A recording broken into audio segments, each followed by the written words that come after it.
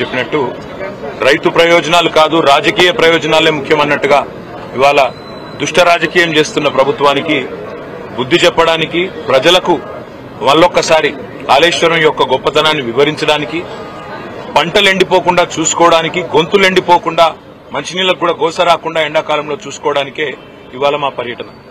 మేడిగడ్డ అనేది ఇప్పుడే పోచారం గారు చాలా స్పష్టంగా చెప్పారు. కాళేశ్వరం ప్రాజెక్టులో 3 బరాజులు, 15 రిజర్వాయర్లు, 21 పంపింగ్ స్టేషన్లు, దాదాపు 1500-1600 కిలోమీటర్ల ప్రవాహ కాలువలు, 270 కిలోమీటర్ల సొరంగ మార్గం, ఇదంతా కలిపితే కాళేశ్వరం. ఇవాళ మా ప్రయాణం మొట్టమొదటిగా ఈరోజు మేడిగడ్డ, తర్వాత అన్నారం పోతా ఉన్నాం. తదనంతరం రాబోయే రోజుల్లో అన్ని రిజర్వాయర్లు కూడా సందర్శిస్తాము, అన్ని చోట్లకు కూడా పోతాము. ఇది మొదటిది మాత్రమే, ఇవాళ పర్యటన మొదటి భాగం మాత్రమే. ప్రభుత్వం తన బాధ్యత మర్చిపోయింది.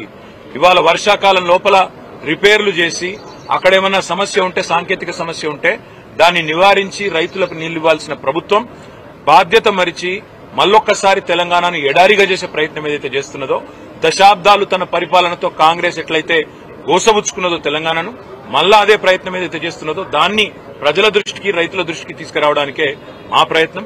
మేము ప్రభుత్వాన్ని ఇప్పుడే పోచారం గారు డిమాండ్ చేసినట్టుగా అడిగేది ఒకటి, మీకున్న అభ్యంతరం ఏంది రిపేర్ చేయడానికి? బాధ్యుల మీద చర్యలు తీసుకోండి, మేము కాదనట్లేదు. తప్పు జరిగితే బాధ్యుల మీద చర్యలు తీసుకోండి, ఏ రకమైన ఎంక్వైరీలు వేస్తారో వేసుకోండి, కానీ మా మీద కోపం రైతుల మీద తీర్చుకోకండి. మా మీద ఉండే ద్వేషం, మా పార్టీ మీద ఉండే కోపం రైతుల మీద, రాష్ట్ర ప్రజల మీద తీర్చవద్దు అనే మాట ఒకటి. తప్పకుండా మా నాయకులు అందరం కూడా అన్ని రిజర్వాయర్లు గాని, అన్ని పంపింగ్ స్టేషన్లు గాని, అన్ని ప్రవాహ కాలువలు గాని అన్ని చోట్ల కూడా పోతాం. ఇది మొదటిది మాత్రమే మాట నేను మీకు విజ్ఞప్తి చేస్తాను.